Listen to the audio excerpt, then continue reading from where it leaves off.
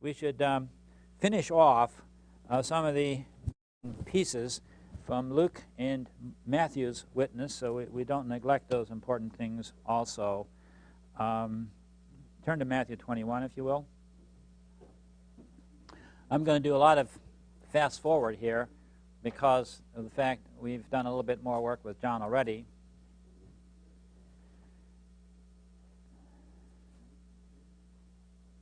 One of the things that has probably troubled some people from time to time is the way that Matthew refers to the animal that Jesus rides.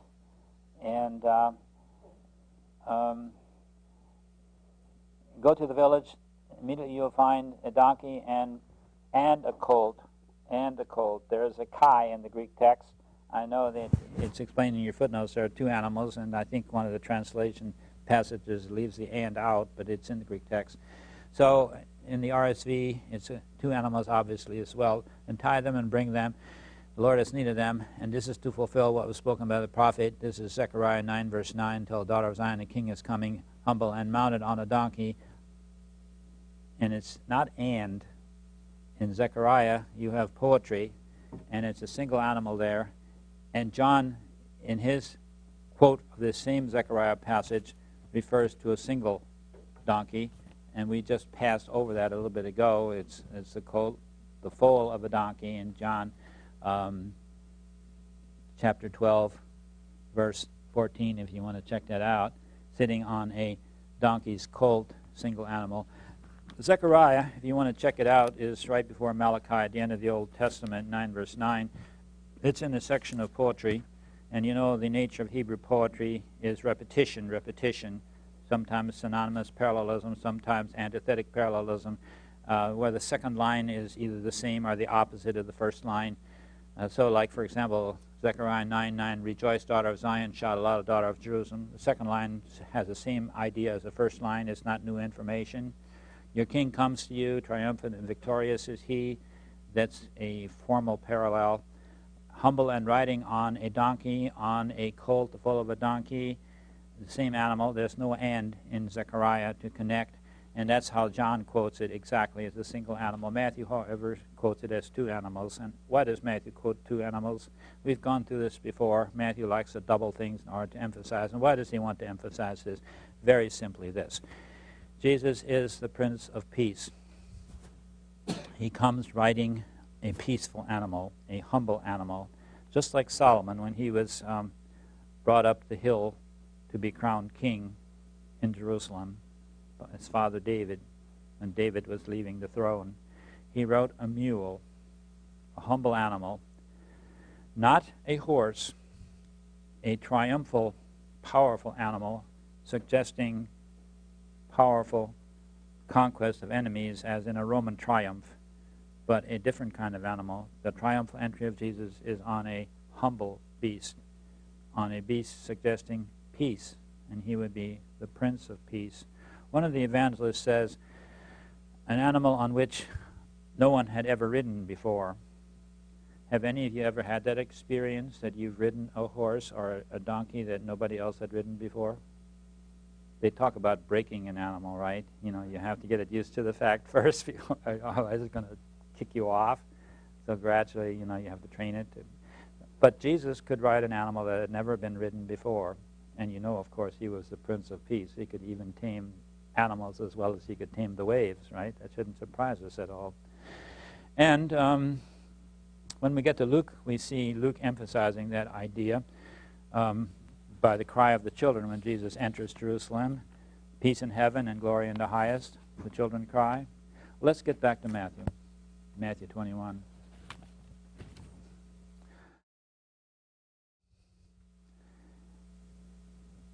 The blind and the lame came to him, and they cry out, "Hosanna to the Son of David."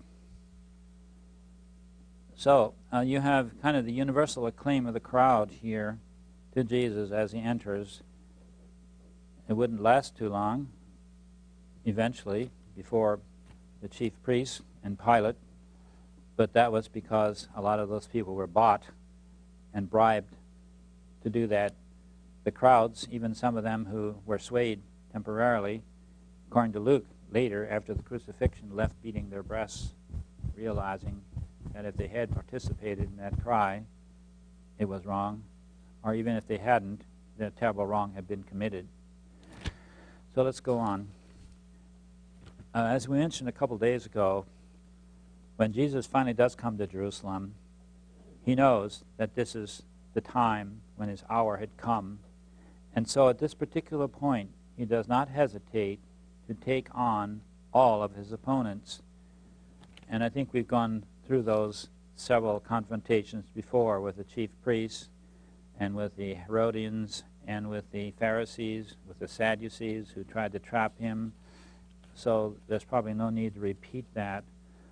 Unless you have questions about it, we can. So let's go on.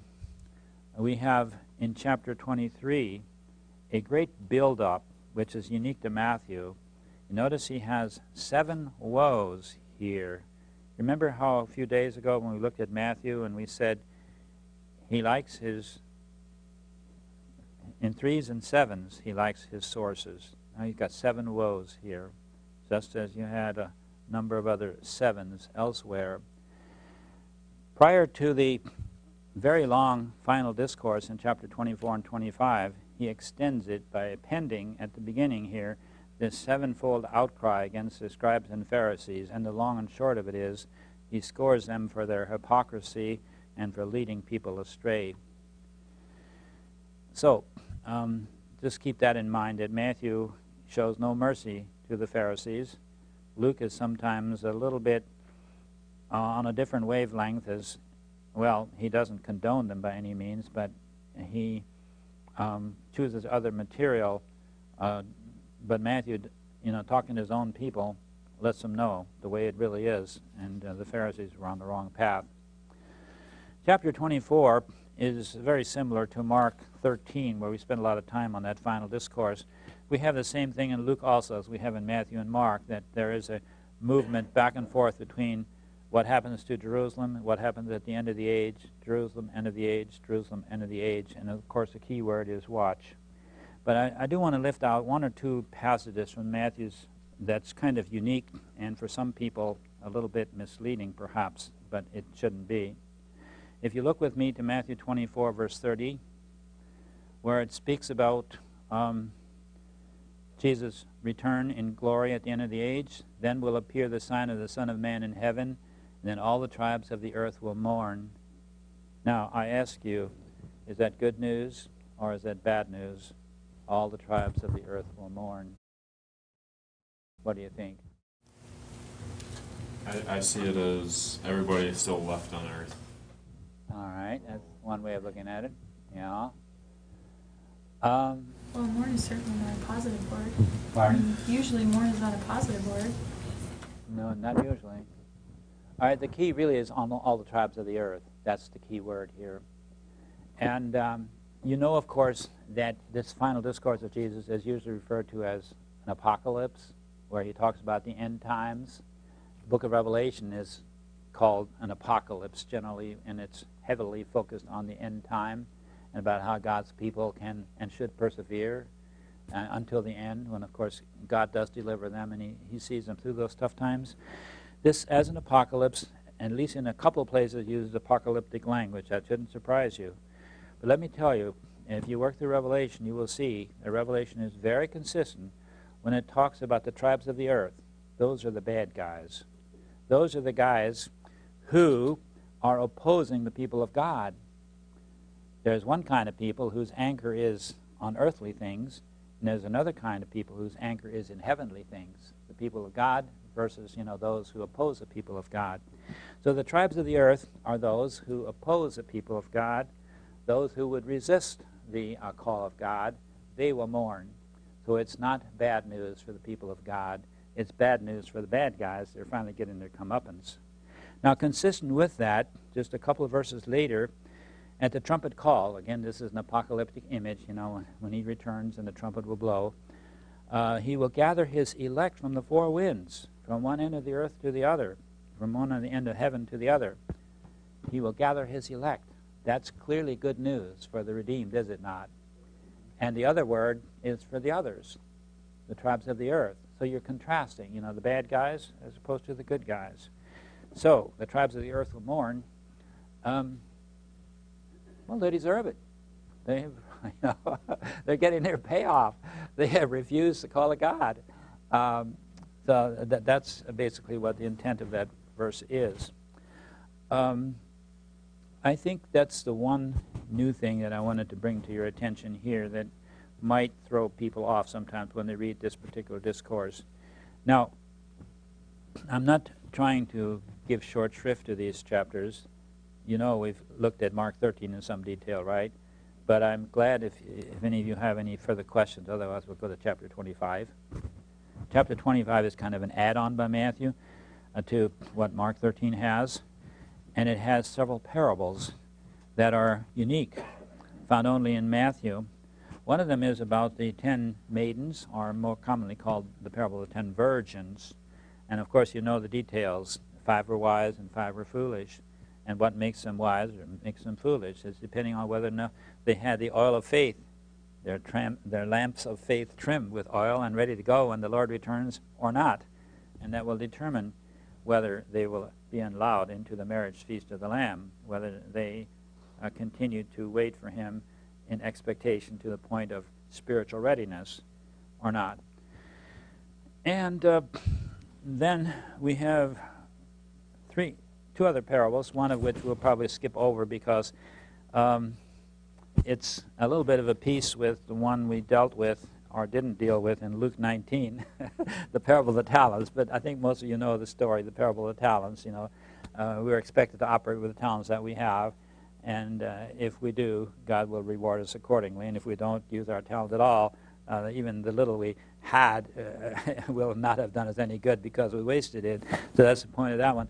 But the one I do want to dwell on is verse 31 and following. And this is really, really Matthew. We don't have it anywhere else. And that is about the great judgment scene where the Son of Man is described as separating the sheep from the goats, the good from the bad. To his right hand he will gather the blessed, and to his left hand the rest will be consigned. And on the basis of what?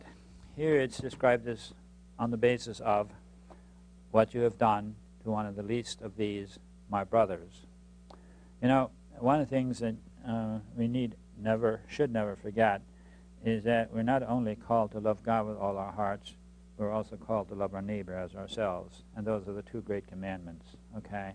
And here, Matthew, in recounting this speech here, is focusing on the second of these, the second table of the law, that we also, as part of our discipleship, need to keep our responsibility to a fellow man in mind. And these are the various kinds of things that can be done in the way of discipleship, of reaching out to the have-nots, the needy ones of this world. Okay, that was a quick look at the final discourse. You'll notice we have a prefix of 7 woes. You have the basic discourse in chapter 24 with these parables appended that add to it, that give it a powerful punch in addition to what Mark has. Comments, questions, thoughts before we go to 26 and following? Okay, what is there unique here in Matthew that we might pick out that perhaps we haven't seen before? My eye falls quickly in chapter 26 on to verse 53. When they come for Jesus in the garden, as we've seen also in John, he is not helpless. And he illustrates this, Matthew does, by quoting the words of Jesus and saying, Don't you think I could appeal to my Father and he would send me more than 12 legions of angels? 12 legions of angels. How many of you have had the joy of reading De Bello Gallico, Caesar's Gallic Wars? Oh, I had the joy of teaching it in high school years ago. Forget it. Anyway, Caesar had 12 legions, right? And Caesar was still a memory at this time. He died in 44 BC, as you all know. But he had 12 legions that, he was really very capable of conquering almost anything that came into his rearview mirror or into his frontal view as well. So Jesus could call upon 12 legions, not of soldiers, but of angels. And you know from the Old Testament how powerful even one angel can be, right? Remember Sennacherib's army that was obliterated by a single angel? Okay. So Jesus could call forth countless angels if he wanted to, but he chooses not to because he is aware of what the Scriptures call for. And are you feeling good, or do you want to stretch a little bit? Are you happy? Yeah. Okay, good. It's just that you have one of these slanted chairs. Okay, sorry about that. All right. 30 pieces of silver. This is, again, a unique inclusion by Matthew. And we have the price that they paid to Judas for the betrayal of Jesus, the price of a slave. And that's how, perhaps we might say, Jesus was demeaned by his opponents. But, he obviously of himself said that he came not to be served, but to serve and to give his life a ransom for many. So I don't think that he particularly saw that as a bad picture, because he served for us. But Judas took the 30 pieces of silver and later gave them back again because he saw that what he did was utterly evil, and he goes out and hangs himself. So it is Matthew who tells us about Judas going to hang himself, and none of the other evangelists tell us that. And the money was then used to buy a field of blood. Now, the book of Acts tells us that this field of blood, Luke talks about it in the book of Acts at the very beginning, in the opening chapter. It was called, remember the name, it begins with an A, Keldama, right? The field of blood, the blood money. That's where they would bury those who had no place to be buried, the poor and the outcasts or whatever. So that's where the money eventually went to, according to the decision made by the religious leaders there. Okay. Pilate's wife is mentioned, and only here is she mentioned. You had that little quiz a couple days ago, right? Did you like that question about Pilate's wife? Okay. Here it is. She gave him a strong message. She said, Pontius, baby, don't you dare. No, she didn't say that. But she said, Pontius, don't you dare do anything bad to this man, because I've been warned in a dream. But Pontius had other pressures brought upon him. And you know how it is. When a man disobeys his wife, he can get in trouble sometimes. And certainly Pilate did here. Okay.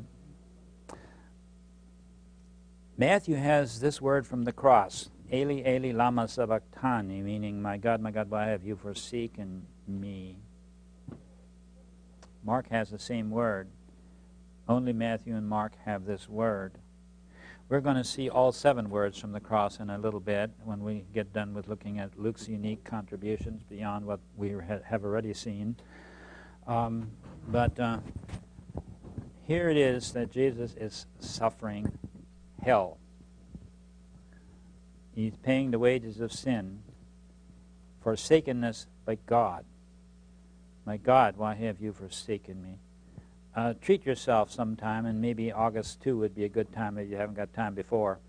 After the course is over, by all means, read Psalm 22, which begins with this quote, my God, why have you forsaken me?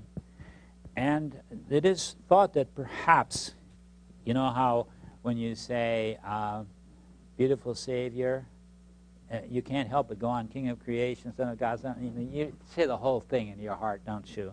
Yeah. Well, once you say the first verse of Psalm 22, my God, why have you forsaken me, then a whole lot of other things come to mind here. This psalm is just so full of messianic pictures that pertain to Jesus on the cross, like his strength is dried up like a potsherd, and my tongue cleaves to my jaws, like I thirst, and they have pierced my hands and my feet, I can count my bones. And that's pretty much crosstalk too, isn't it? And for my raiments they cast lots. That's all in Psalm 22. and they mocked me. That's a part of the gospel narrative about his. Well, anyway, you get the picture here. My God, why have you forsaken me?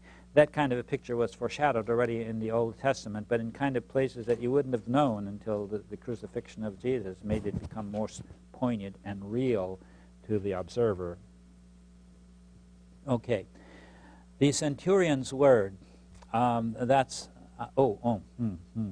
truly, this was the Son of God. You would not expect a Roman centurion to make that kind of proclamation, but he sees the uniqueness of Jesus as a divine being in Matthew 27, verse 54, the centurion's word.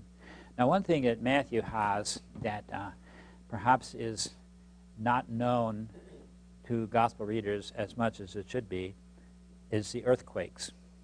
And I made a little bit of a point of that a couple of days ago when the notes I handed out to you, that as he is dying, the earth shook and the temple curtain was torn.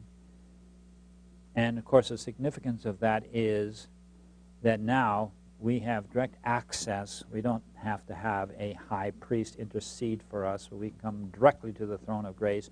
The Epistle to the Hebrews gets that kind of thought clearly before us here as it spins out the implications of this torn curtain in the temple. And there's an aftershock that's shown in the next chapter, beginning of 28, that talks about a great earthquake on Easter morning, and the stone is rolled away, and the angel comes and sits upon the stone. Dramatic, isn't it? An earthquake in connection with his death, another earthquake at the point of the announcement of his resurrection. Now, question for you. Do you think that the stone had to be rolled away for Jesus to get out of there? No, of course not. He was already out of there. But the stone had to be rolled away for the ladies to see it, for people to see it and to be persuaded. And keep in mind, there is a very important detail in verse 60 of chapter 27, that it was a new tomb hewn out of rock, and which, and of course, it had never been used before. So, what's the big deal about it being a new tomb? If the tomb is later seen to be empty, whose body do you think was gone? The only one that ever was there, right? Okay. Another one of those little touches the evangelist gives us here. And of course, you have the nervousness of the Pharisees about needing to guard the tomb, and they had guards there, and Jesus rose anyway. And the need to bribe Pilate if necessary in case any of them are endangered, and Pilate's acceding to their request for guards. Now, it's very interesting how Pilate answers. I'm referring to verse 65 of chapter 27. When they ask for guards, Pilate says, well, there's two possible translations. It could be imperative, take a guard, or you have a guard. The Greek verb can be either indicative or imperative. He could say, okay, here's some soldiers, take them. Or you got your own temple guard, go with them. In that case, there is a guard. And it wouldn't surprise us if Pilate lent some of his own soldiers, because obviously he had done so according to John, the cohort that was in the garden when they seized Jesus. So the point of the whole discourse here is to show that this tomb is under heavy surveillance, and there is no way that Jesus could have escaped without, could have been carried away by others, because nobody could have. And the stone was there until the earthquake, when the ladies were there and they found there's nobody there. Jesus had already risen. And how could he rise? Well, in the same way that he could appear in the room afterwards to his disciples when they were behind closed doors. How did he get in? Through the keyhole, maybe? No way. I mean, he just appeared using his divine powers. And as you will learn in your systematics classes here at the seminary, Jesus had divine powers even when he was incarnated. But in his state of humiliation, he did not utilize those divine powers except on occasion when he saw it desirable, and he could do that, And here is one such occasion when he saw it desirable to effect the necessary things to convince people, about the things of God. Now, the chapter concludes with a reference to the disciples going to a mountain in Galilee. Matthew and John both have a post-resurrection appearance in Galilee. We've already seen the one in John 27 a little bit ago, the post-resurrection fish fry at the beach of the Sea of Galilee. But here we have on a mountain, and there you also have the Great Commission that is given to them to go into all the world and make disciples of all nations, baptizing them in the name of the Father. And don't forget the promise, lo, I am with you always, even to the end of the age.